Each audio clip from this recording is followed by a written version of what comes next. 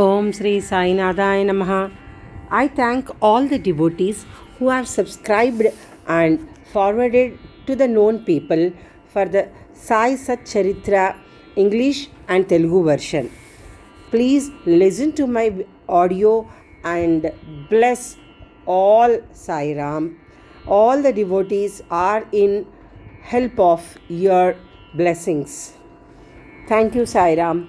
Now, today we are in chapter 30. Drawn to Shirdi, Kakaji Vaidya of Vani, Ramlal Punjabi of Mumbai. In this chapter, the story of two more devotees who were drawn to Shirdi is narrated. Both to the kind Sai, who is the adobe of mercy and who is affectionate towards his devotees. By his mere darshan, he does away with their fear of worldly illusions and destroys their calamities. He was first Nirgun, but on account of the devotion of his bhaktas, he was obliged to take a form. To give liberation, self-realization to the bhaktas is the mission of the saints.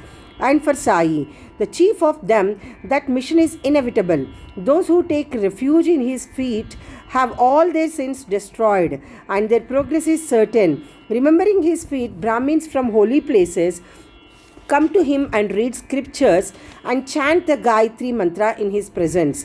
We who are weak and without any merits do not know what bhakti is. But we know this much, that though all others may leave us, Sai won't forsake us. Those whom he favors get enormous strength, discrimination between the unreal and the real, and knowledge. Sai knows fully the desire of his devotees and fulfills the same. Hence, they get what they want, are grateful. So, we invoke him and prostrate ourselves before him. Forgetting all our faults, let him free us from all anxieties. He who began overcome with calamities remembers and prays to Sai thus, well, get his mind calmed and pacified through his grace. This Sai, the ocean of mercy, says Hemad Pant favored him, and the result of this is a present work, Sai Satcharitra. Otherwise, what qualifications had he to undertake this enterprise? But as Sai took all the responsibility, Hemad Pant felt no burden nor any care about this. When the powerful light of knowledge was there to inspire his speech and pen, why should he entertain any doubt or feel any anxiety? Sai got the service in the form of this book done by him. This is due to the accumulation of his merits in the past births, and therefore he thinks himself fortunate and blessed. The following story is not a mere tale but pure nectar. He who drinks it will realize Sai's greatness and all pervasiveness. Those who want to argue and criticize should not go in for this. What is wanted here is not discussion, but unlimited love and devotion. Learned, devout, and faithful believers, or those who consider themselves as servants of the saints, will like and appreciate these stories. Others will take them to be fables. The fortunate bhaktas of Sai will find the Sai Leelas as a kalpataru. Drinking in or devouring this nectar of Sai Leelas will give liberation to the ignorant jivas, satisfaction to the householders, and a sadhana to the aspirants. Now, we come to the story of this chapter. Kakaji Vaidya. There lived in Vani, Nasik district, a man named Kakaji Vaidya. He was the priest of the goddess Saptashringi.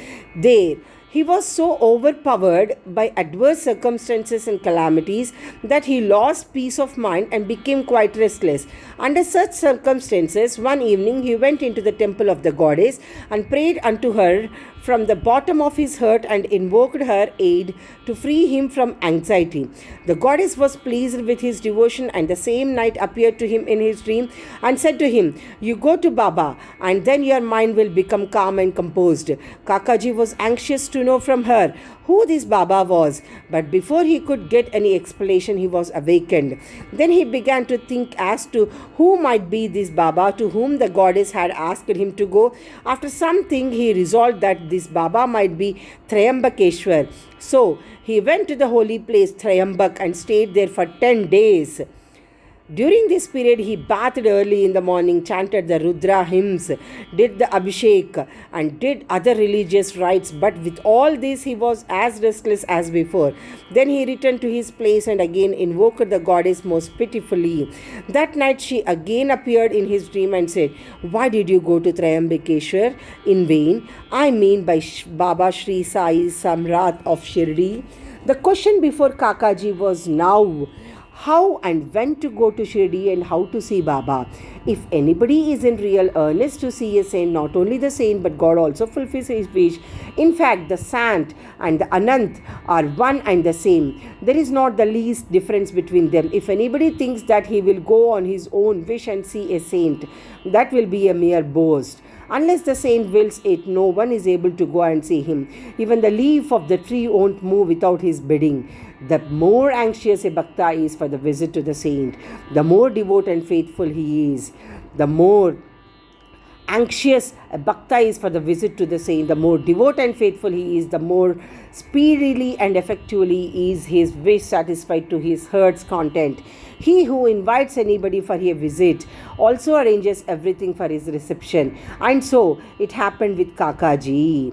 Shama's oath. When Kakaji was thinking about his intent visit to Shirdi, a guest came to him at his place to take him to Shirdi. He was no other than Shama, a very close and intimate devotee of Baba. How he come to Vani at this juncture, we shall just see. Shama was severely ill when he was very young, and his mother had taken a vow to her family goddess, Saptashringi at Vani, that if her son got well, she would bring and dedicate him at her feet. Then, after some years, the mother herself suffered much from ringworms on her breast. At that time, she again took another oath to her deity that if she got all right, she would offer her 2 silver breasts. These 2 vows remained unfulfilled. At her deathbed, she called her son Shama and drew his attention to the oaths. And after taking a promise from him that he would fulfill them, she breathed her last. After some time, Shama forgot about these oaths, and thus 30 years elapsed. About this time, a famous astrologer had come to Shirdi and stayed there for a month. His predictions in the case of Shriman, Bhutti and others came true, and everybody was satisfied. Shama's younger brother Bapaji consulted him and was told about his mother's oaths, which his elder brother had promised to fulfill at her deathbed and not had fulfilled. Hence the goddess was displeased with them, and that was bringing troubles on them. Bapaji told this to his brother Shama, who was then reminded of the unfulfilled oaths. On thinking that any further delay would be dangerous, he called a goldsmith and got a pair of silver breasts prepared. Then he went to the masjid, prostrated himself before Baba, and placing before him the 2 silver breasts, requested him to accept them and free him from the oaths asked to him. He was Saptashringi goddess. Then Baba insisted upon him to go himself to the temple of Saptashringi and offer them at the feet of the goddess. Thus, after taking Baba's permission and Udi, he left for Vani, and while searching for the priest, reached the Kakaji's house. Kakaji was then very anxious to visit Baba, and Shama went there to see him to that very time. What a wonderful coincidence was this! Kakaji asked him who he was and whence did he come, and on learning that he came from Shirdi, he at once embraced him. So overwhelmed was he with love. Then they talked about Sai Leelas, and after finishing the rites of Shama's oaths, they both started for Shirdi. On reaching the place, Kakaji went out to the masjid and fell at Baba's feet. His eyes were soon bedewed with tears, and his mind attained calmness. According to the vision of the goddess, no sooner did he see Baba than his mind lost all its restlessness and became calm and composed. Kakaji began to think in his mind, what a wonderful power in this. Baba spoke nothing. There was no question and answer, no benediction pronounced. The mode darshan itself was so conducive to happiness. The restlessness of my mind disappeared by his mere darshan. Consciousness of his joy come upon me. That is what is called the greatness of darshan. His vision was fixed on Sai's feet, and he could utter no word. Hearing Baba's Leelas, his joy knew no bounds. He surrendered himself completely to Baba, forget his anxiety and cares, and got undiluted happiness. He lived happily there for 12 days, and after taking Baba's leave, Udi and blessings returned home. Kushal Chand of Rahata. It is said that a dream which we get in the wee hours of the morning generally comes out true. In the waking state, this may be so, but regarding Baba's dreams, there is no restriction of time. To quote an instance, Baba told Kaka Sahib Dikshit one afternoon to go to Rahata and fetch Kushal Chand to Shirdi. As he had not seen him since long, Kaka Sahib accordingly took a tonga and went to Rahata. He met Kushal Chand and gave him Baba's message. On hearing it, Kushal Chand was surprised and said that while he was taking a noon nap after meals, Baba appeared in his dream and asked him to come to Shirdi immediately, and that he was anxious to go. As he had no hearts of his own nearby, he had sent to his son to inform Baba. When his son was just one of the village border, Dikshit's tonga turned up. Dikshit then said that he was spent specially to bring him. Then they both went in the tonga back to Shirdi. Kushal Chand saw Baba and all were pleased. Seeing this Leela of Baba, Kushal Chand was much moved. Yes, Ramlal Punjabi of Mumbai. Once a Punjabi Brahmin of Mumbai named Ramlal got a dream in which Baba appeared and asked him to come to Shirdi. Baba appeared to him as a Mahant, but he did not know his whereabouts.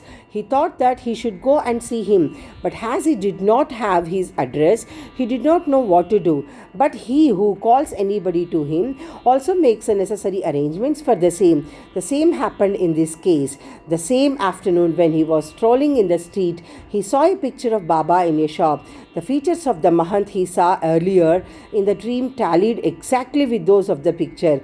Then, on making enquiries, he came to know that the picture was of Sai Baba of Shirdi. He went soon after this to Shirdi and stayed there till his death. In this way, Baba brought his devotees to Shirdi for darshan and satisfied their wants, materials as well as spiritual. Bow to Sri Sai. Peace be to all. Om Sri Sai Nadaya Namaha. Namo Sri Sai. Om Sri Sai Satguru Sainath Maharaj Ki Jai. Namo Sai Shivanandana, Namo Sai Kamalasana, Namo Sai Madhusudana, Panchavadana Sai Namo Namo, Namo Sai Atrinandana, Namo Sai Pakashasana, Namo Sai Nisharamana.